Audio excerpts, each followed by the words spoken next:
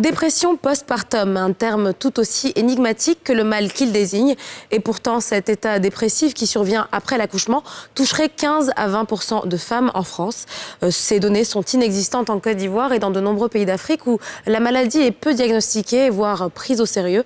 Alors justement, aujourd'hui, on va lever le voile sur ce tabou et justement vous dire plus sur la dépression postpartum. Restez avec nous, ça commence maintenant.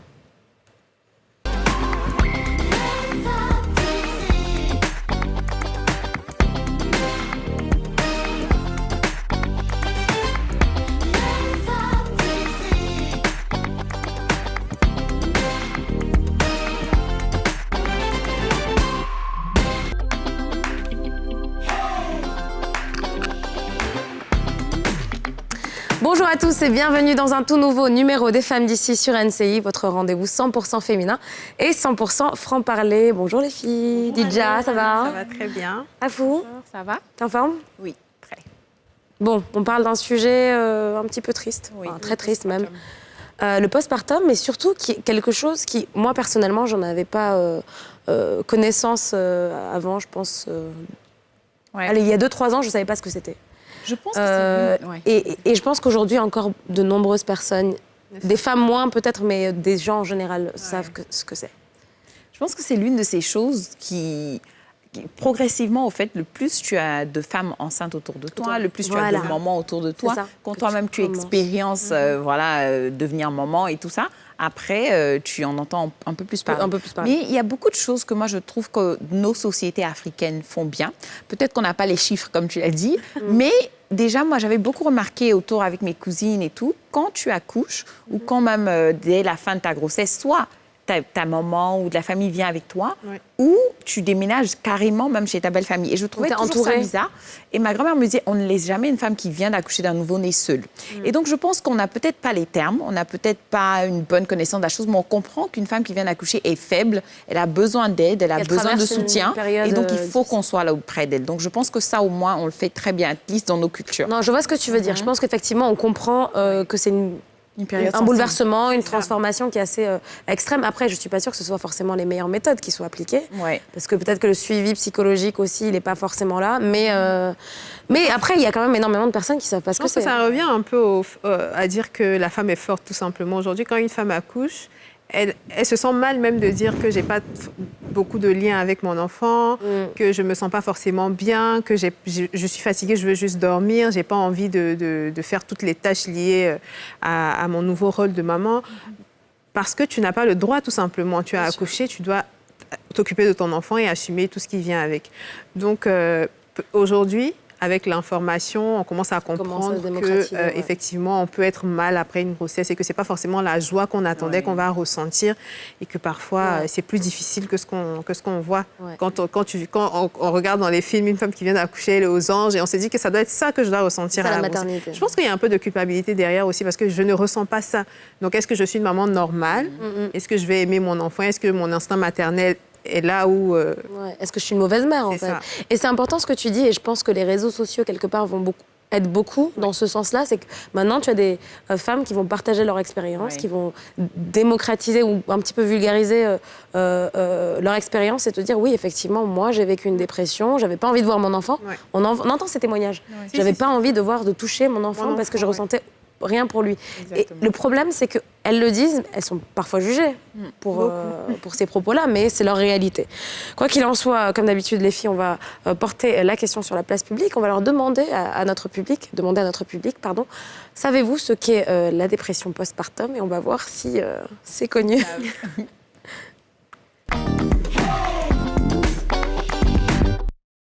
Bon, là, je ne sais pas, j'ai jamais entendu parler. Je sais ce que c'est une dépression, mais dépression postpartum, je ne sais pas exactement. Bon, cette question me semble très bizarre. J'aimerais que vous avancez, vous allez trouver la réponse devant. Merci. Bon, alors moi je pense que notre JRI aurait dû être un peu plus, comment dire, expliquer un peu plus. Expliquer, en fait c'est la dépression après l'accouchement. Pourquoi tu rigoles? Le monsieur dit, si vous avancez, vous allez trouver la réponse. Au lieu de dire, mais les parents ont horreur de dire, je ne sais pas, en fait. Il dit, si tu avances, tu vas trouver la réponse. Le sens de la répartie est incroyable dans le pays. Mais il faut continuer un peu, tu vas trouver la réponse. Quand tu demandes l'adresse, indique-moi, oui, non, il faut avancer. Avancer cette demande. Non, mais les gens ne savent pas ce que c'est, mais c'est peut-être le terme aussi qui est super technique. Complexe, exactement. On parle de la dépression. Un autre terme. Bon, tu peux dire dépression après l'accouchement. Au moins, ça se comprend un peu mieux. Mais je pense que ça quand même reflète le fait que beaucoup de personnes ne savent pas qu'on peut faire une dépression directement après. Et peut-être que je pense que cette émission va faire dire aux gens, ah oui, mais peut-être ma sœur a vécu ça. Exactement. Mettre le doigt ou les mots. Moi-même, j'ai vécu ça, je savais pas et tout.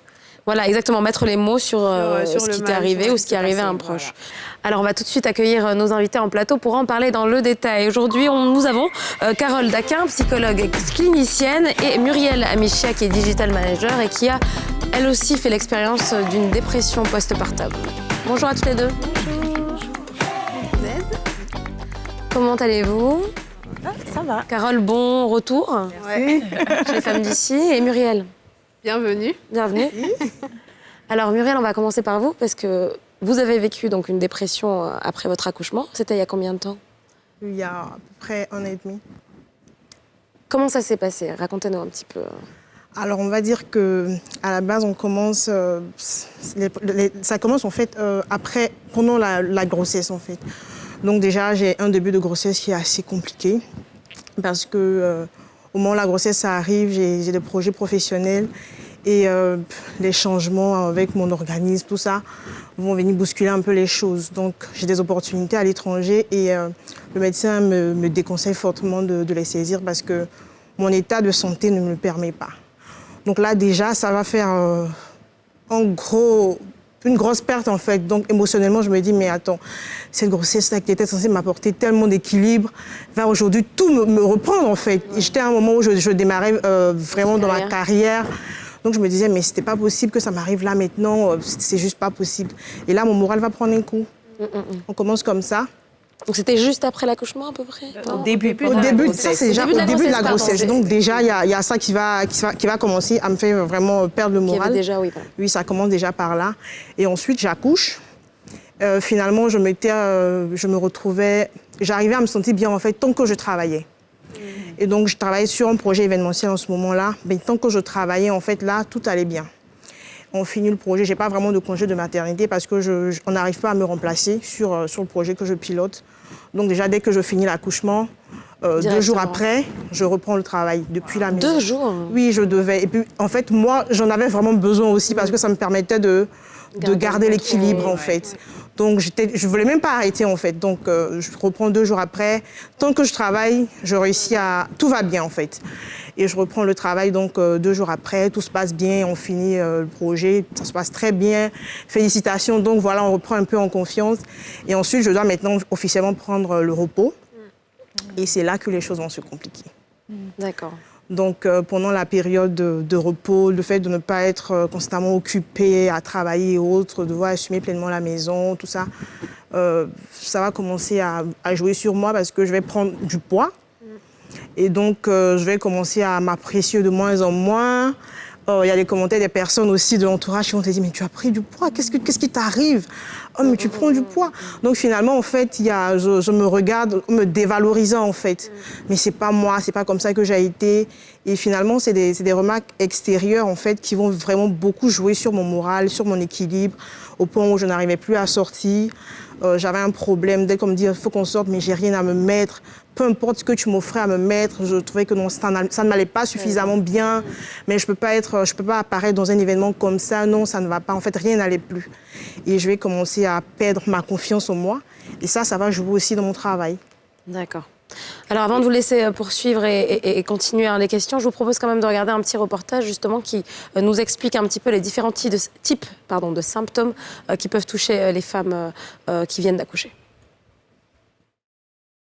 La dépression postpartum, à ne pas confondre avec le baby blues, touche 15 à 20% des nouvelles mères.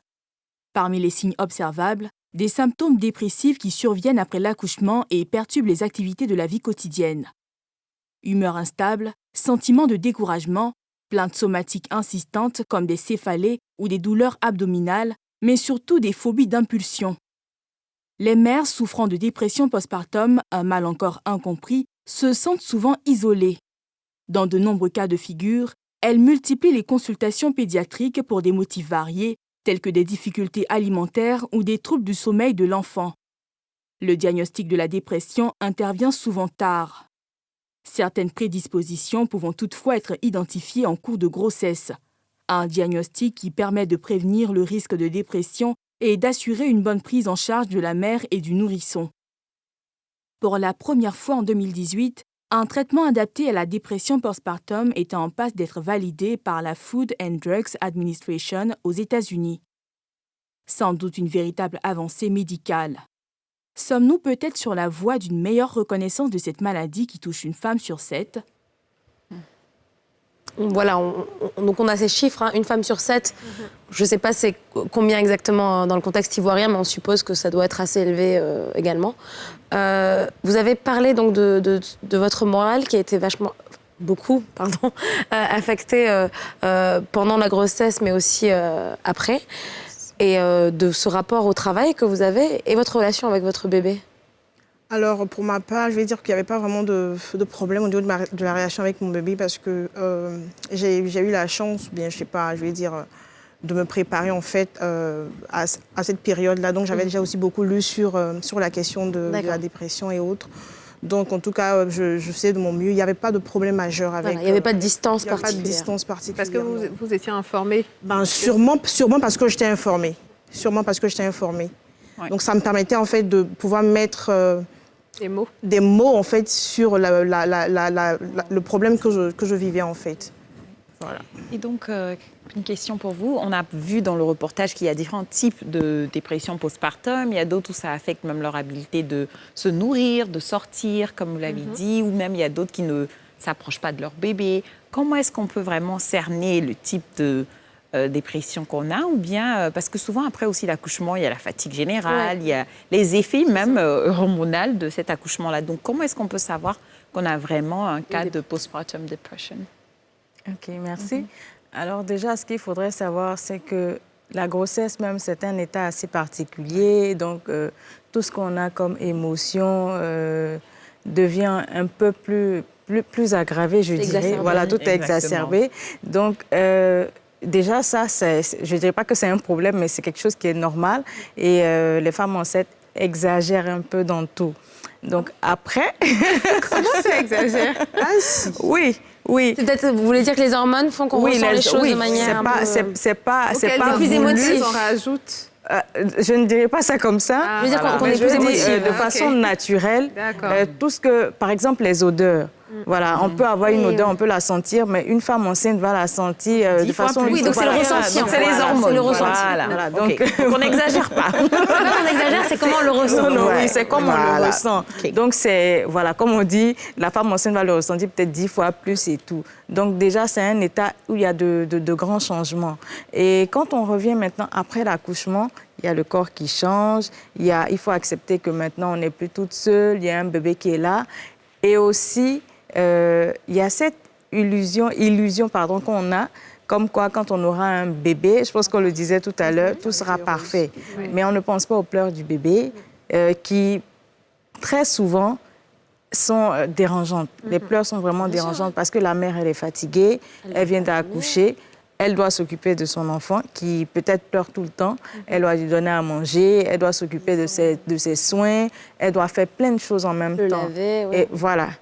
Et quand on prend peut-être une mère qui a fait une césarienne, c'est encore plus difficile parce qu'il faut qu'elle prenne soin d'elle d'abord avant de penser à son bébé.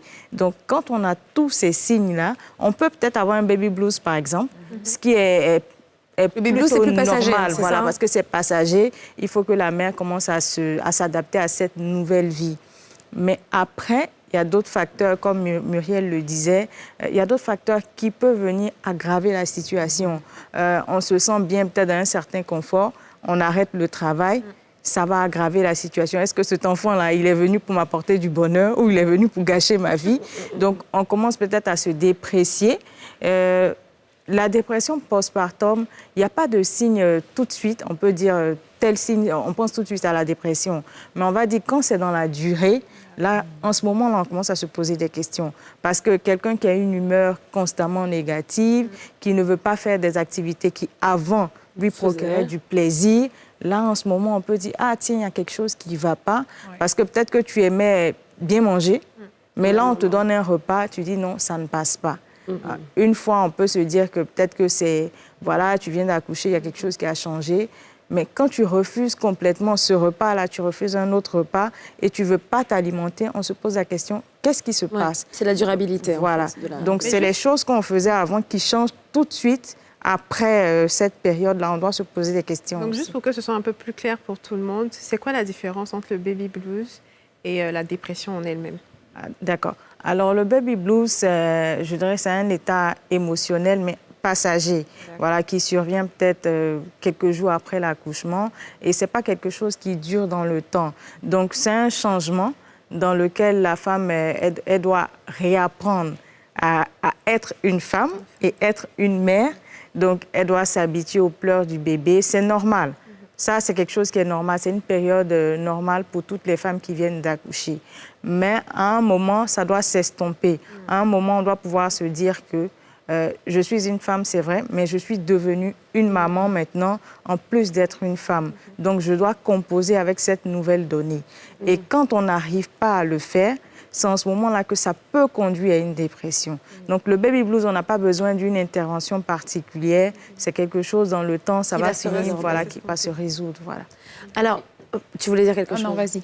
Alors, ce qu'on entend aussi dans les témoignages, c'est pas votre cas en particulier, mais dans les témoignages qui peuvent ressortir de femmes qui ont donc vécu des dépressions postpartum, c'est donc ce lien avec le bébé qui est un étranger, qu'on ne connaît pas ou qu'on ne comprend pas ou qu'on n'a pas envie d'approcher.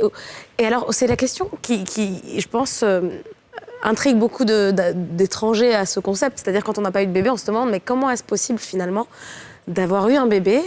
On l'a souhaité, a priori, si on a eu cette grossesse, et après de ne ressentir presque rien pour son enfant. Qu'est-ce qui se passe? Je ne sais pas si vous pouvez expliquer, mais quelles sont les causes de ce phénomène? Alors, comme je disais plus tôt, la grossesse, c'est un état assez particulier. Donc, déjà, il y a toute l'histoire autour de la grossesse. On peut avoir désiré cet enfant de tout son cœur et peut-être dans le déroulé des choses, on peut avoir une séparation avec le père ou alors on a un père qui est présent physiquement mais qui n'apporte pas d'affection, d'attention à la maman enceinte. Elle peut se sentir toute seule et d'autres facteurs vont venir, en fait, aggraver la chose. Ouais. Donc, après, quand on a un bébé, on met au monde un enfant, il peut arriver que nos problèmes internes, nos problèmes personnels prennent le dessus. Ce n'est pas vraiment l'enfant la cause, mais l'enfant peut être l'élément déclencheur. Parce que moi, je me sens mal et puis j'ai un enfant à côté qui passe son temps à pleurer, il ne comprend pas en fait ce qui se passe. Donc, j'ai envie de dormir, j'ai juste envie de me reposer. Et à peine tu te couches, il y a le bébé qui commence à crier. Donc la mère, déjà, elle est irritée, elle est nerveuse déjà que peut-être elle ne s'accepte pas parce qu'il y a quelque chose qui a changé en elle, il y a le ventre qui a grossi, il y a plein de choses qui font qu'à un moment, ce n'est pas l'enfant qui pose problème, mais l'enfant finit par être, il finit par irriter, il finit par énerver la maman. Et de ce fait-là, il peut avoir des problèmes entre la relation qui existe entre l'enfant et la mère. Ça peut aussi être lié à un traumatisme pendant l'accouchement? Si par exemple on a eu un accouchement difficile ou un accouchement violent, une césarienne, quelque chose qui s'est pas passé comme prévu, est-ce que ça peut aussi être un facteur? Oui, possible. Je reviens chaque fois sur l'histoire de la grossesse. Voilà, plutôt la grossesse que l'accouchement. Oui, c'est ce que je voulais dire sur aussi. Sur l'histoire de la grossesse. Parce que quand on a peut-être des femmes qui sont victimes de viol, dans certains cas, elles peuvent aimer cet enfant-là. Dans d'autres cas, elles le rejettent complètement. Quand on a un enfant qui pourrait être un enfant problème, voilà, donc cet enfant-là, on ne le veut pas, on ne le ressent pas. Voilà, on n'a pas envie d'avoir un certain lien avec cet enfant-là. Voilà. Et ça, c'est pour des cas, je dirais, à problème, où il y a eu des situations particulières.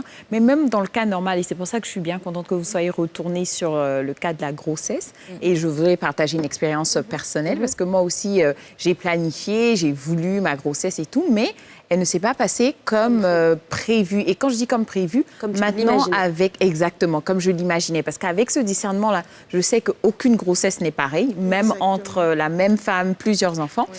Mais donc, quand on nous montre, après, moi, j'avais pas forcément un entourage avec beaucoup d'enfants autour de moi. Moi, je voyais juste le ventre qui grossit, que tu touches. La télé, tranquille, quoi. Genre, tout va bien, on est dans le meilleur des mondes. Exactement. Mais après, tu vois, la première fois que les gens vomissent et tout, mais ça, tu te dis pas c'est continu. Mais moi, j'avais hyperemesis, qui est genre, je sais pas, les symptômes aggravés, là. Donc je vomissais tout le temps. Et donc, bien, Dieu merci, je sais pas, moi, je suis de nature très joviale, mais même ça a pris un tour sur moi où pendant la grossesse, tellement j'étais surprise et je m'attendais pas à souffrir autant. Je me disais, mais attends, les femmes souffrent comme ça et puis elles font encore des enfants.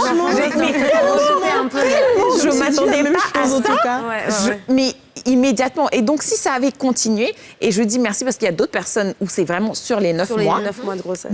Mais après, c'est 9 mois de ta vie où tu souffres, quoi. Donc, je pense que la grossesse a vraiment un grand impact sur comment on se ressent après. Et donc, c'est pour ça, je parle un peu, ça lié à ma deuxième question. Est-ce qu'on peut maintenant utiliser ce genre de symptômes-là pour diagnostiquer, pour dire que voilà, est-ce qu'on ne va pas un peu regarder cette dame pour nous assurer que... voilà. Juste avant que vous répondiez à la question, juste parce qu'on doit partir en coupure. Donc ce sera juste après la pub. On se retrouve dans quelques instants pour en parler. À tout de suite.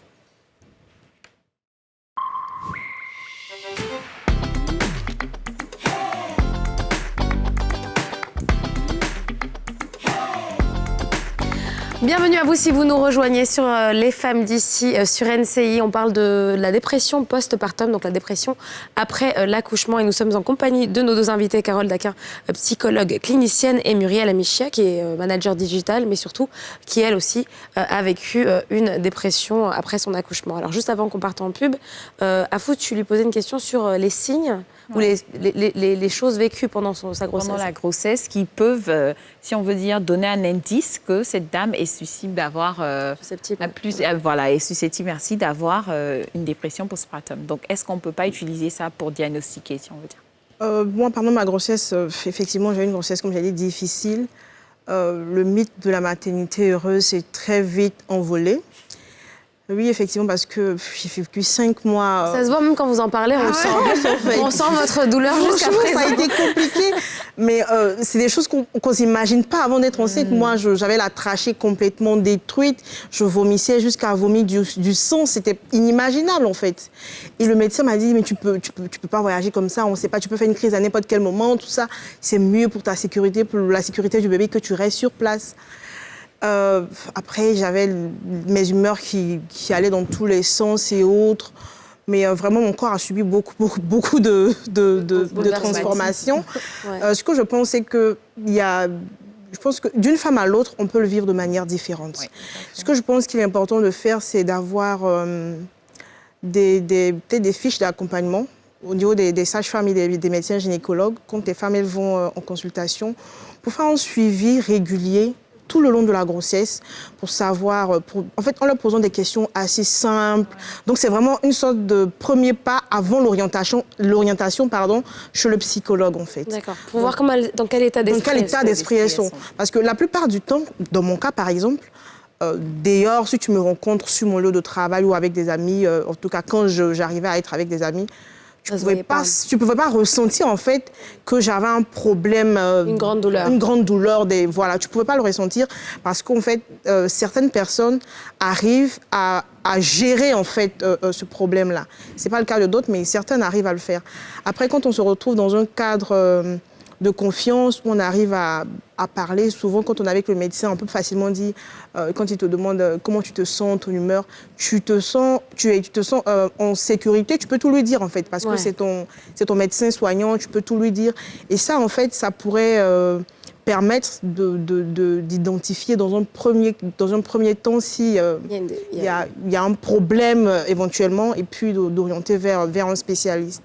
Alors justement, vous avez cherché après l'aide d'un spécialiste quand vous vous êtes rendu compte que ça allait vraiment pas? Alors, dans un premier temps, non.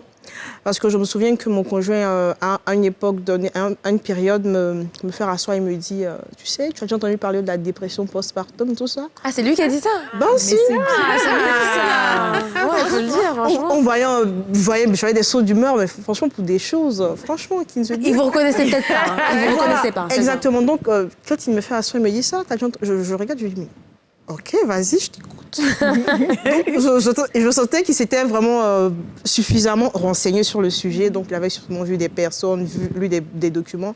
Et même moi, j'avais lu des articles, des livres, tout ça, sur des choses qui peuvent éventuellement arriver pendant la grossesse. Mais là, quand il me dit ça, je le regarde, mais je lui dis, mais attends, qu'est-ce qui se passe? Qu'est-ce qu'il veut me dire? Ok, vas-y. Il me dit, ok, tu regardes un peu, observe, c'est ton site un peu.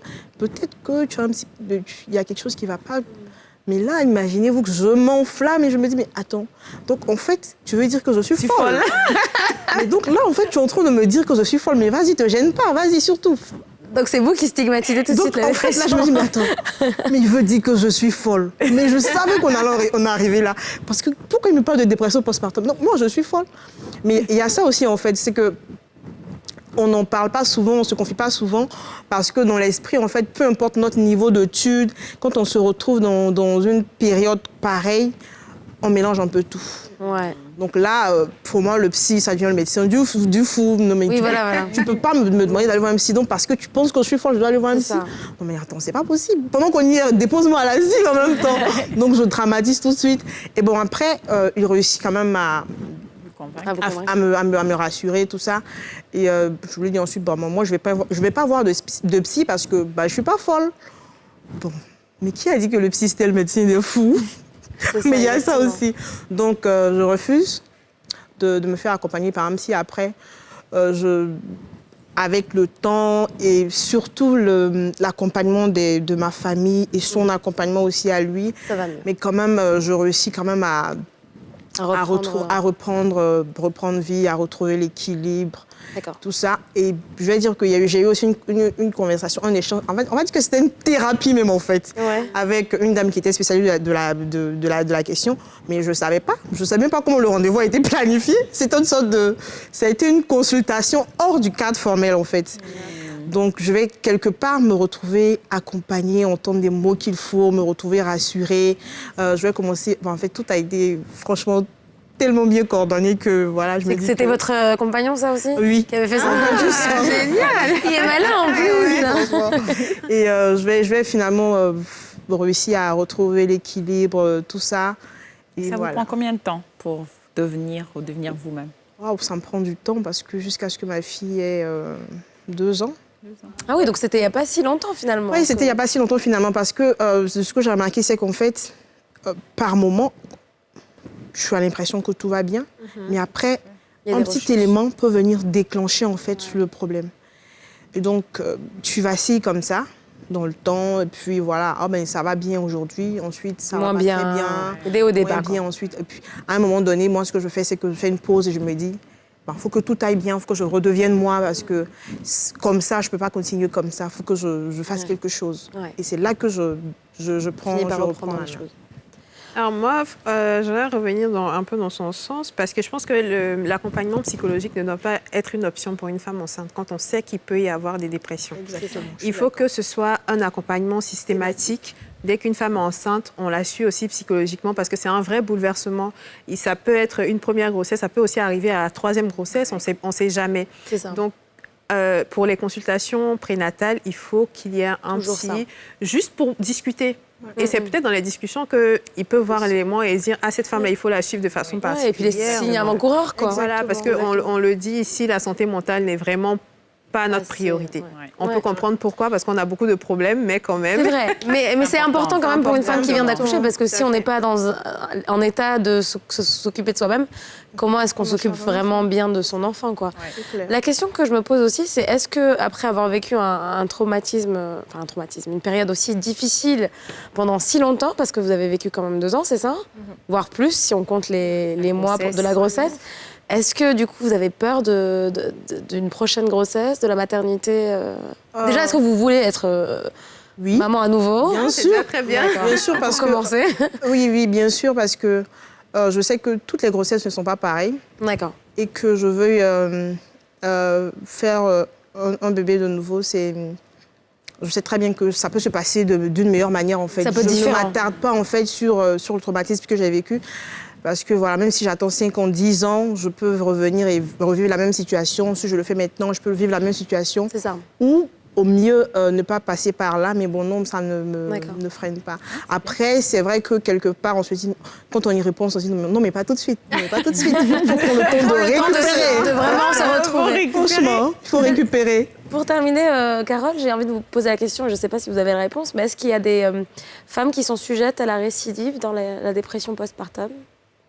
Est-ce qu'il y a des types de personnalités ou des types de personnes qui ont des prédispositions à se retrouver dans ce type de situation? Oui, je dirais oui, parce que déjà, quand on parle de dépression, c'est un état mental dans lequel on se trouve. Donc, c'est vrai que tout le monde peut basculer, mais il y a des personnes qui sont sujettes à la dépression à cause des expériences qu'elles ont vécues. Donc, on a peut-être cette peur constante-là. On a ce manque de confiance en soi. Donc, quand il y a un événement, je dirais, un peu difficile qui arrive, un peu plus vulnérable. Tout de suite, voilà, on bascule et on remet tout en question. Voilà. Après, il y a des gens qui ont peut-être des défenses un peu plus élevées. Voilà. Donc, quand il y a cette situation-là, elles peuvent basculer. Et après, progressivement, elles se reprennent toutes seules, avec l'aide des autres aussi. Mais quand on a quelqu'un qui est fragile. Surtout qu'on sait qu'il y a des personnes qui sont dépressives et qui vont vivre avec une dépression pendant très longtemps, avec des hauts et des bas. Donc, est-ce que ça peut être ça aussi dans le cadre de la dépression liée à la maternité ou à la si on a une personne qui est à la base qui est dépressive, effectivement, dans ce cas de figure, là, c'est une personne qui est à surveiller parce que la dépression, c'est délicat. Voilà, on peut, comme Muriel le disait, on peut se sentir bien aujourd'hui et dans 1 an, avec un événement difficile à gérer, on bascule. Donc, ce sont des personnes qu'il faut surveiller comme du lait au feu. Voilà. Là, il faut faire très attention. Il faut que ce soit un peu plus accessible aussi. Oui, parce que c'est pas donné. C'est vrai. Oui, après, on parle d'accompagnement psychologique, c'est logique. Mais c'est pas donné. C'est vrai que c'est pas donné, mais on a la chance ici d'avoir un réseau social assez présent quand même, quoi qu'on dise. Oui. Mais on a la famille, on a l'entourage qui peut déjà aider. Voilà, qui peut aider avant même d'aller voir un psychologue. Quand on a une famille qui nous soutient, qui peut-être ne comprend pas ce qu'on vit, mais qui nous dit ça va aller, on est là pour toi, ça peut déjà aider. C'est déjà une chose. Et je pense aussi que c'est très important d'en parler, que les gens sachent qu'il y a ce problème-là qui existe. Parce que quand on n'a pas conscience d'un problème, on ne peut pas aider l'autre à le surmonter. Il faut parler de plus en plus. Que les gens sachent c'est quoi la dépression, que pas forcément, on n'a pas besoin d'être forcément enceinte pour passer par la dépression, mais quand on est enceinte, qu'on passe par une maternité, il y a des risques qu'on se retrouve exposé à ce problème-là. Et je pense que si davantage de monde est sensibilisé à la question, on va créer on va dire, entre griffes, des petits médecins dans les familles, en fait. Et puis des meilleurs systèmes. Exactement. Système de soutien. Ça va permettre d'avoir un système de soutien efficace, parce que tout le monde ne va pas s'identifier tout de suite exactement au problème et aux spécialistes, parce que quelque part, de toutes les manières, il y a quand même une barrière dans l'esprit des gens. Et donc, il y a un travail à faire à ce niveau-là. Sensibilisation, information. Merci beaucoup.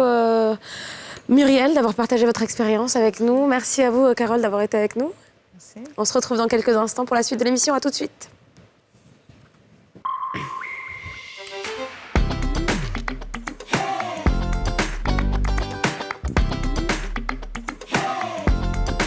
Bienvenue à vous si vous nous rejoignez sur le plateau des Femmes d'ici. Les Femmes d'ici, c'est tous les jours du lundi au vendredi sur la nouvelle chaîne ivoirienne dès 13h05. Donc c'est le numéro 4 de la TNT et 204 du bouquet Canal.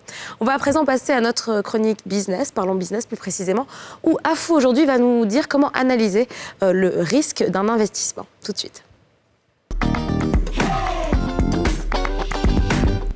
Voilà, comme Anne l'a si bien dit, aujourd'hui, nous allons parler de comment mesurer le risque quand on veut investir, mais aussi quand on veut entreprendre dans différents types d'activités.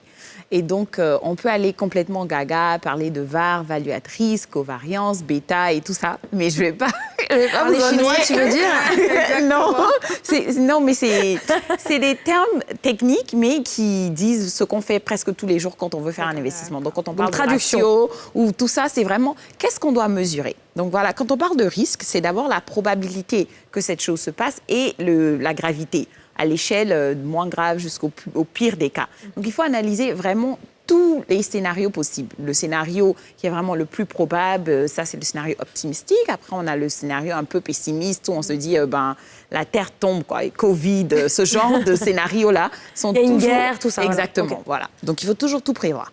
Et quand on parle spécifiquement d'investissement, il y a un processus, disons, de due diligence, c'est-à-dire comment est-ce qu'on va faire nos recherches, comment est-ce qu'on va se documenter sur l'activité ou l'entreprise dans laquelle on veut investir avant de le faire. Et je dirais que ce processus de recherche doit se faire autour de 3 grandes lignes. La première, c'est toujours le porteur du projet ou de l'entreprise ou même de l'activité. Parce qu'il faut bien voir, parce que, par exemple, moi, je veux investir dans un business de décoration et tout ça. Et la personne le fait à temps partiel, elle le fait par passion ou bien elle le fait parce qu'elle veut. Donc, il faut vraiment voir déjà les motifs. C'est un projet sérieux, oui, un projet sérieux. Il faut même voir quel est l'investissement personnel de cette personne dans le projet. Donc, on évalue ces risques-là quand on veut investir dans l'entreprise de quelqu'un d'autre. Pas soi-même son entreprise. Oui, donc on va faire les 2 cas. Je vais parler de quand toi, tu es l'investisseur et après, quand c'est toi-même qui entreprends. Ce qu'il faut regarder.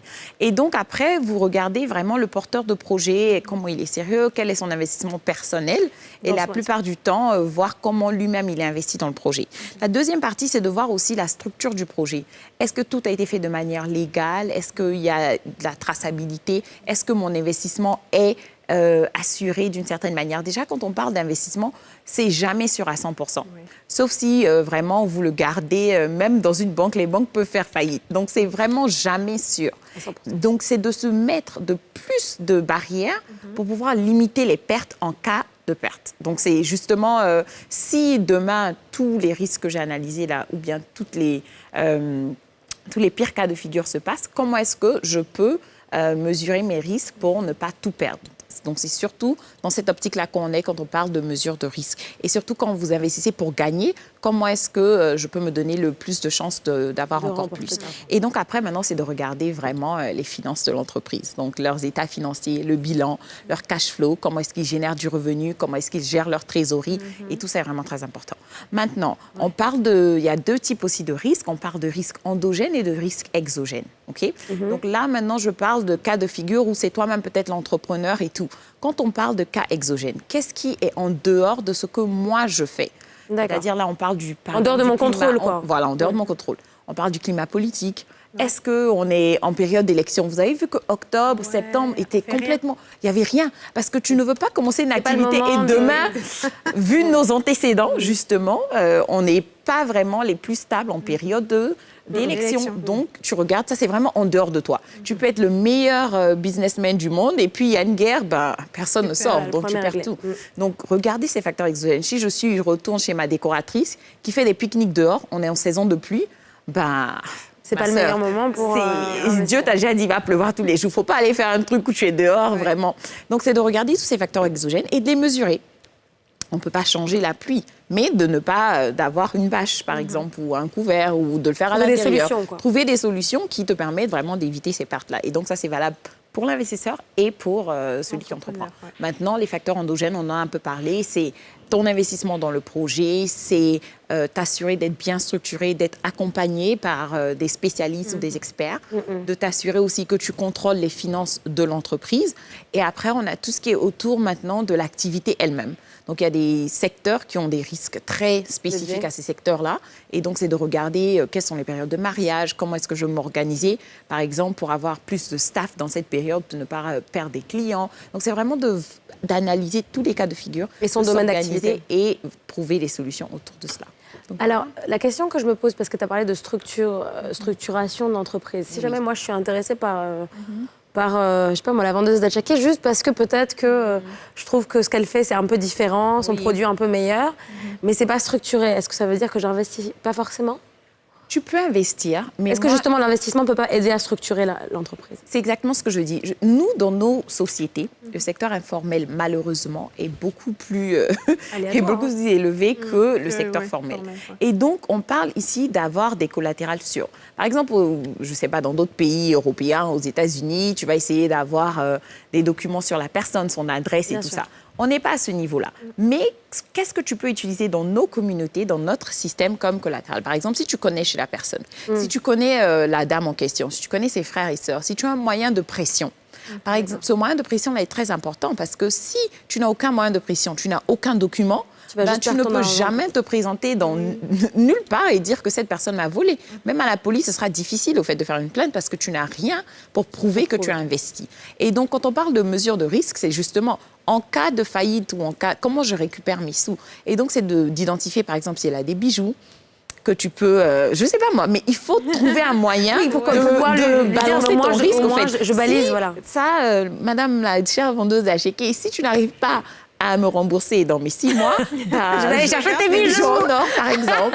Ou bien, je connais chez toi, je vais venir taper à ta porte tous les jours. Et si tu sais qu'elle aura honte de ça, ben là, c'est aussi un moyen de pression. Mais moi, j'ai peur de crédit actuellement. C'est ça. Moi, je ne m'engage pas dans des trucs où tu viens taper à la porte, la personne va dire non, c'est le matin, on ne demande pas crédit le matin. Ouais. Sauf si ce que tu as fait, c'est de l'associatif et que tu voulais juste investir. Ouais, et puis, exactement. Ça, c'est des dons. Des comptes. Ça, c'est des dons. C'est différent. Mais si tu es investisseur, effectivement... Ouais. Merci beaucoup, Afo, pour toutes les infos. Donc, vous savez maintenant comment analyser et mesurer le risque quand vous investissez, soit dans l'entreprise de quelqu'un d'autre, soit dans la vôtre. On va à présent passer dans le miroir 2, donc notre partie portrait. Et aujourd'hui, on s'intéresse à un programme, le programme MAB, qui vise à l'amélioration de la contribution de la filière banane dessert à l'économie ivoirienne. On va accueillir tout de suite en plateau nos invités pour en parler dans le miroir 2.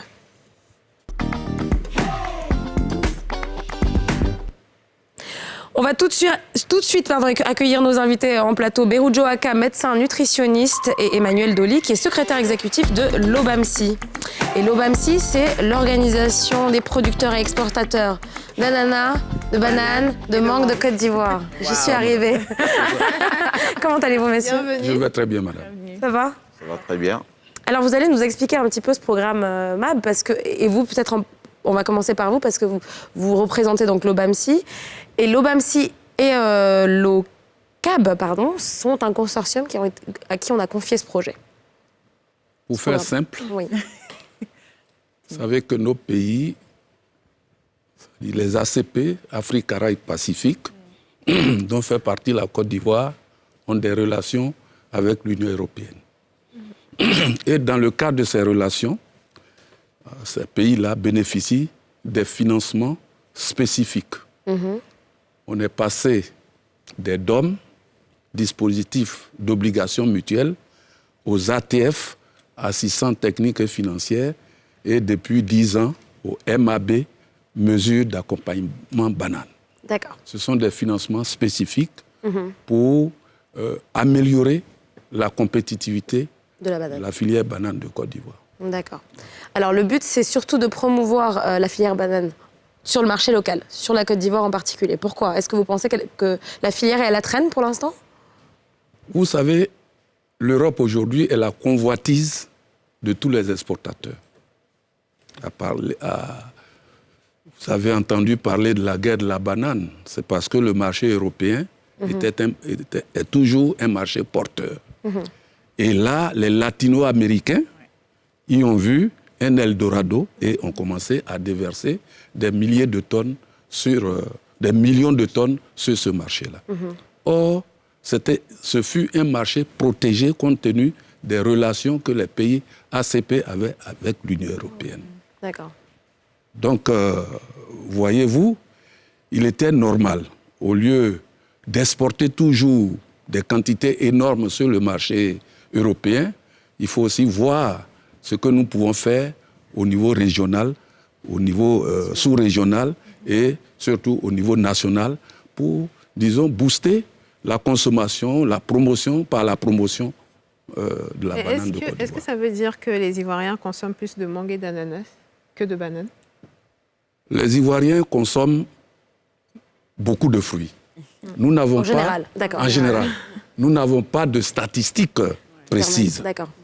Mais ce que nous savons, la banane est le fruit le plus échangé au monde après les agrumes, donc après les pommes, les oranges. Okay. C'est la même chose.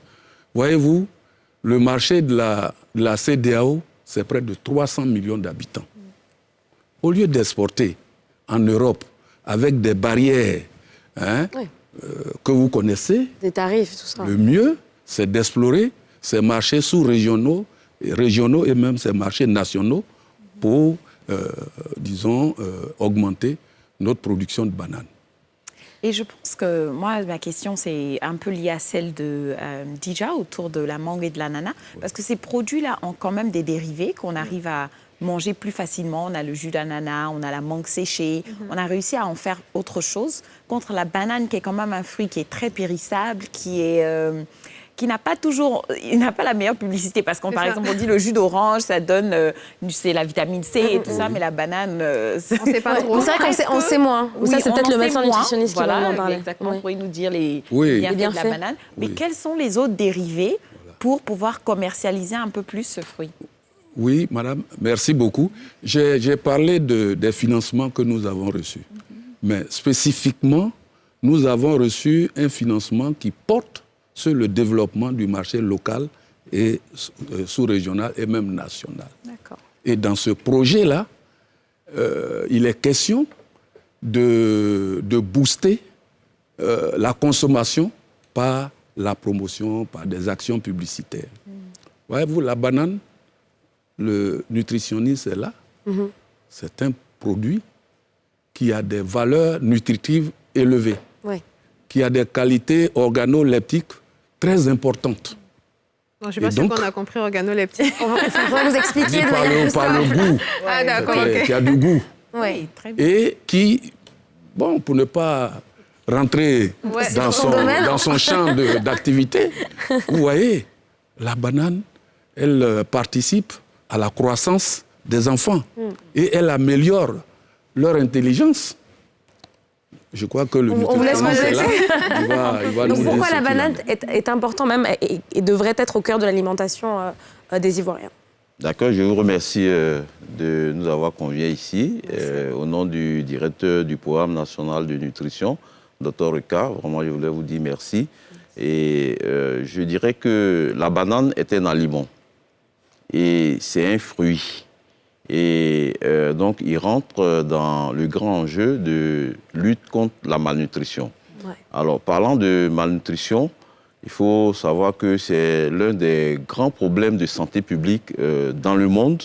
Et l'Organisation mondiale de la santé situe que la malnutrition à deux niveaux. Donc, la malnutrition par excès, donc le surpoids, l'obésité, qui entraîne les maladies qu'on connaît, maladies cardiovasculaires, AVC, cancer et autres, maladies diabète, voilà.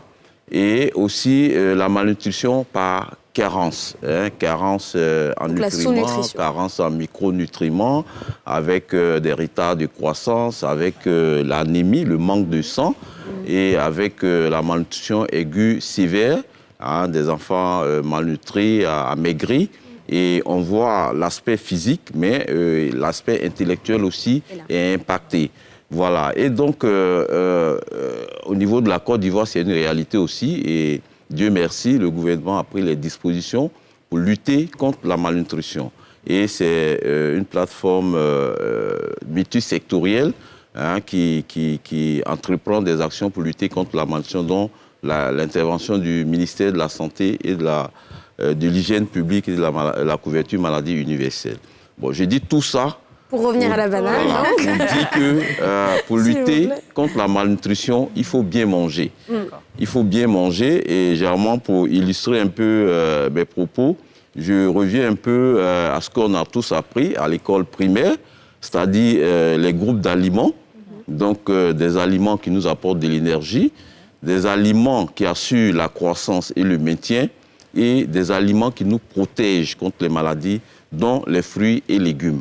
Donc la banane fait partie du groupe des aliments qui nous protègent contre les maladies, parce que la banane, les fruits et légumes contiennent beaucoup de vitamines, contiennent beaucoup de sels minéraux, et tout ça, apporté à l'organisme, permet à l'organisme de renforcer le système de défense de l'organisme contre les maladies.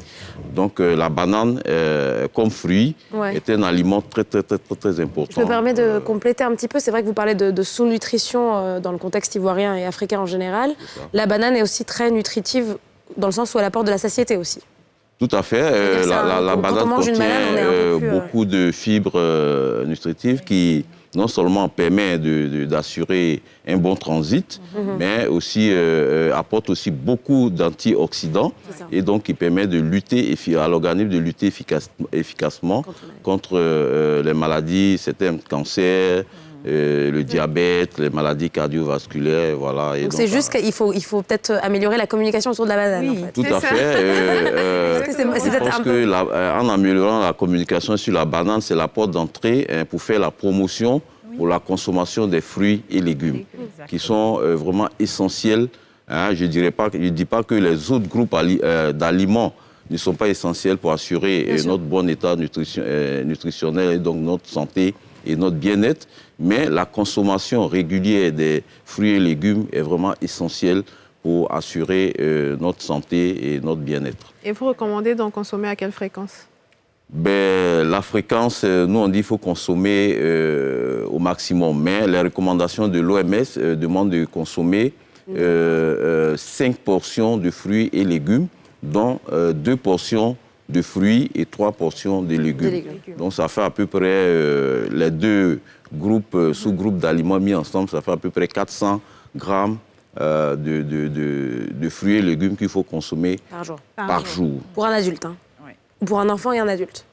Pour un adulte, mais les enfants apprennent à côté des adultes, donc aussi ils vont commencer. Alors 400 grammes, ça équivaut à quoi? Une banane, 2 bananes? Là, il faut vraiment aller dans les détails vraiment techniques, mais c'est à peu près une mangue moyenne, 2 bananes, voilà. Mais on insiste sur le fait de consommer de façon régulière. C'est ça. Voilà, pas de façon occasionnelle. Alors, parmi les aspects aussi évoqués dans la présentation du programme, il y a aussi la lutte contre la pauvreté. Alors, dans quelle mesure est-ce que votre projet peut permettre de lutter contre la pauvreté? Et surtout, j'ai envie de demander à quel point est-ce accessible aujourd'hui pour un Ivoirien moyen de consommer une banane, voire 2 bananes par jour? Non. La question, pour moi, elle est un peu... Elle est mal posée? Elle est un peu biaisée. Ah. Oui, c'est ça. Voyez-vous, en tant qu'agronome, pour moi, et économiste à la fois, la banane joue un rôle socio-économique très, très important en Côte d'Ivoire.